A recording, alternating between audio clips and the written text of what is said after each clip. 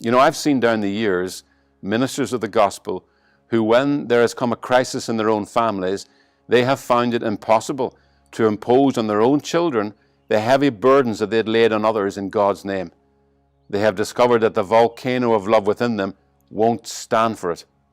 You see, everywhere Jesus went, he found sincere religious people who believed they were properly serving and representing God in calling the world to change their ways, but doing it without God's love for those people, doing it without His Spirit. And that's why those same people were scandalized when they saw Jesus not just speaking to these people, but obviously loving them, eating with them, laughing with them, crying with them, embracing them. They could not understand how he could possibly be reading the same God's Word as they were and be behaving as he was.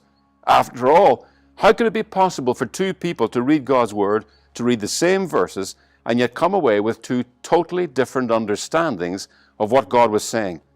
Now, this is an important question, especially when we understand how division in the church grieves God's Spirit. So what I want to show you this morning is that to understand what a person means by a statement, you need more than their words. You need their voice. And this is why we've been given God's Spirit. You see, in a person's voice, you can hear their emphasis, their tone. And it is in their emphasis that you catch their spirit, their heart, and their words, what they're trying to convey. For it's out of the overflow of the heart that the mouth speaks. Now, first let me convince you of how easy it is for different people to take different meanings from exactly the same statement, the same words. Here's a simple statement containing 7 words. Now forgive me if you've heard this before. Here it goes. I never said she stole my wallet. 7 words. Now, listen to my voice and how as the tone of my voice changes, as my emphasis changes, so too the meaning of that simple statement. I never said she stole my wallet. I never said she stole my wallet. I never said she stole my wallet.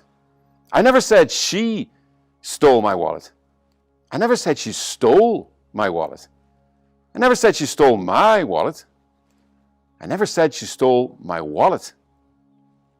You see, no matter how many times you read that sentence on the page, only hearing the author speak it out, and so hearing where he places the emphasis, can reveal to you what was in his heart when he wrote it. Now, here's some really good news.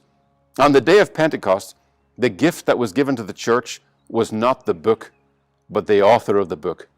Jesus did not say, my sheep can read. He said, my sheep hear my voice. That's because God doesn't just want us to know His words, He wants us to know His voice.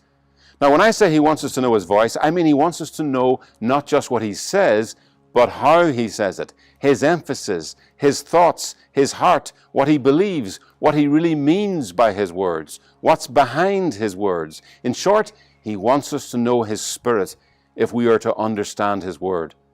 To know His Spirit is to hear the emphasis of His voice. To know His Spirit is to hear the emphasis of His voice. Now, the root of the word emphasis, or to emphasize, means to let something appear, let something be seen. By the emphasis of my voice, I can let my heart, my true meaning, be seen. Now, the Apostle John spoke of the appearance of Jesus on the earth as the exegesis, the drawing out, the appearing, the letting God be seen. And that Jesus did that so well, John said it was as if no one had ever seen God before.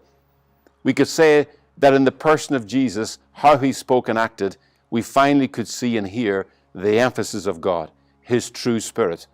Because to know His Spirit is to hear the emphasis of His voice. Do you know that in the first 2 centuries of the church, no believer had the New Testament as we have it today? No Christian could go and pick up their Bible to read it every day in the way we can. And yet the whole modern church looks back to those first 200 years for their example of how the church should be. Now let me show you how important it is that we know God's Spirit, His emphasis, and that we continue to grow in the knowledge of His Spirit and be filled with His emphasis. Right now, you are listening to my words, and I'm doing my best to put the emphasis in the right places in order to convey my true meaning. Yet those of you who don't know me may be thinking that I just said that we don't need the Bible. Whereas those of you who do know me know my emphasis, know my spirit, know that that would be the last thing I would ever say.